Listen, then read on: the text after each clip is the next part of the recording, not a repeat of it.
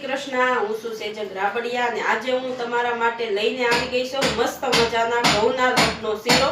તમે કન્ટિન્યુ મારી રેસીપીમાં બનાવી તો આપણે રેસીપી બનાવવાની શરૂઆત કરીએ। સામગ્રી લઈ લીધી છે, જો 50 ગ્રામ ગળ લઈ લીધો છે, 50 ગ્રામ ઘી લઈ લીધું છે અને 50 ગ્રામ ઘઉંનો લોટ લઈ લીધો છે। હવે આપણે બનાવવાની શરૂઆત કરીએ। જો હવે આપણે કઢાઈ લઈ લીધી છે, એમાં આપણે ઘી ગરમ થવા મૂકવાનું છે।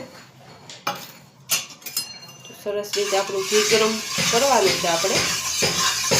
જો સરસ આપણું ઘી ગરમ થઈ ગયું છે, હવે આપણે એમાં લોટ એડ કરવાનો છે। સરસ રીતે લોટ એડ કરી દેવાનો છે અને ગેસ ફૂલ કરી દેવાનો છે। હવે સરસ એને આપણે આમ મિક્સ કરવાનું છે। તો આપણો લોટ શેકાવાની શરૂઆત થઈ ગઈ છે અને આપણે ઘીનું પ્રમાણ છે ને વધારે રાખવાનું છે। એકદમ રાળ રાળ થઈ જાય એટલું આપણે ઘી નાખવાનું છે। જો આપણો લોટ છે ને બે બાજુ શેકાઈ જાય ને ત્યાં લગન આપણે સરસ લોટને આમ મિક્સ કરતું રહેવાનું છે ધીમા તાપે। તો એકદમ વ્હાઈટ કલર છે એમાંથી એકદમ આપણે છે ને રતાશ ઉપર કલર થાય ત્યાં લગન આપણે સરસ શીરાને છેકવાનો છે। એકદમ બ્રાઉન કલર થઈ જવો જોઈએ મસ્ત। જો આપણો શીરામાં છે ને બબલ્સ થવા માંડ્યા છે એટલે સરસ આપણો શીરો લોટ આપણો બધો ફૂટી જાય ત્યાં લગન આપણે સરસ શેકાવાનું છે।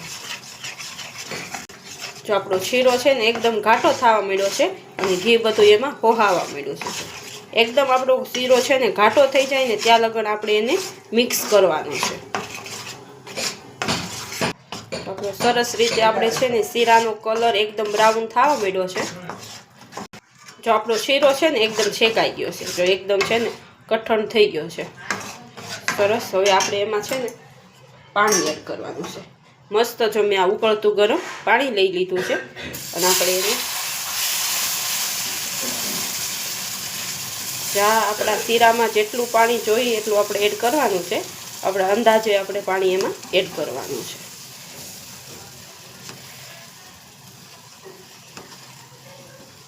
તો સરસ હવે આપણે એને છે ને ગેસ ફૂલ કરી જો સરસ આપણે છે ને હવે એમાં ગળ એડ કરી દેવાનો છે।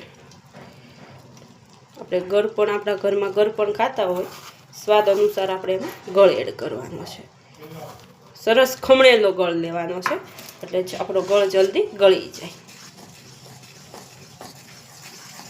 હવે આપણે આને 2 થી 3 મિનિટ એકદમ સરસ રીતે મિક્સ કરતું જવાનું છે અને ઉકળવા દેવાનું છે। એકદમ ઘાટું આપણે ઢેફલી પડે ત્યાં લગન એ રીતનું આપણું શીરો થાય ત્યાં લગન આપણે એને મિક્સ કરતું રહેવાનું છે।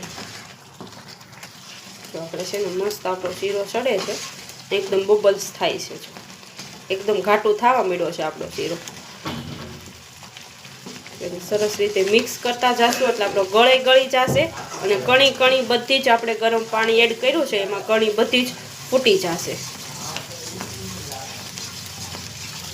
જો આપણા શીરાનો એકદમ બ્રાઉન કલર થઈ ગયો છે ને જેમ ઘાટો થશે ને એમ વધારે કલર આપણે શીરાનો ઘાટો થઈ જશે। તો આપણે છે ને શેકાવાનું જેમ આપણે સૂજીનો શીરો બનાવી એમ જ આ ઘઉંના ધ્યાન દઈને અને શેકવાનું છે। એકદમ સરસ રીતે શેકવાનો છે। આપણો લોટ બેસી ન જાય અને બળી ન જાય એટલું આપણે ખાસ ધ્યાન દેવાનું છે એટલે આપણો શીરો છે ને એકદમ પરફેક્ટ રીતે થશે। તો એકદમ જો એ છે ને તાવીથામાં આવવા માંડ્યો છે એવો આપણો શીરો તૈયાર થઈ ગયો છે પણ હજી આપણે આને બફાવા દેવાનો છે। એકદમ ઢેફલી પડે ને એ રીતનો આપણે શીરો આને બફાવા દેવાનો છે।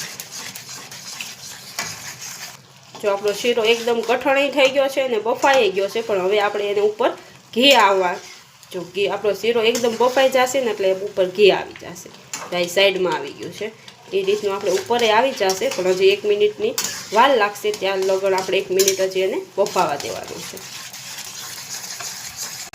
મસ્ત। જો આપણો શીરો એકદમ બની અને તૈયાર થઈ ગયો છે એકદમ આમ જો ઢેફલી પડે ને એવો જો આપણે સરસ એક નાની ડીશ લઈને અને એમાં ઢાળી દઈ આમાંય પણ જો આપણે આમાંય ઢેફલી પાડવી હોય ને તો પણ પડે એવી થઈ ગયો છે। જો આપણો એકદમ છેપ પડવા માંડ્યો છે હવે આપણે એને નીચે ઉતારી અને ડીશમાં લઈ લઈએ ગેસ બંધ કરી દઈએ। જો હવે સરસ આપણે એક ડીશ લઈ લીધી છે એમાં આપણે શીરો ઢાળી દઈએ। જો આપણું ઘી પણ ઉપર આવી ગયું છે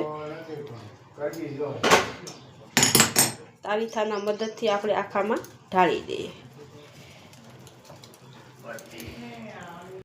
મસ્ત। જો આખી ડીશમાં આપણે શીરાને પાથરી દીધો છે એકદમ આમ જો તાવીથાના મદદથી આપણે એકદમ આને બેસાડી દેવાનો છે। તો મસ્ત બેસાડી દીધો છે હવે આપણે એમાં નાની નાની ઢેફલી પાડી લેવાની છે।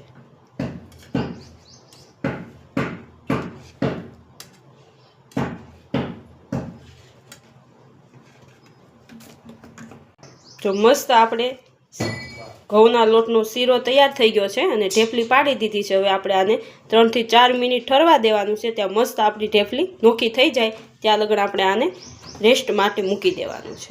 જો મારા ઘઉંના લોટનો શીરો થઈ ગયો છે અને મારા શીરાની રેસીપી તમને કેવી લાગી કોમેન્ટથી જરૂર જણાવજો અને કોને કોને ઘઉંના લોટનો શીરો ભાવે એ કોમેન્ટમાં જણાવજો અને મારી અવનવી રેસીપી જોવા મારી ચેનલને સબસ્ક્રાઇબ કરી દેજો અને હવે મારા વિડીયોને લાઈક કરજો, શેર કરજો અને સબસ્ક્રાઇબ કરજો। જય શ્રી કૃષ્ણ, આવજો।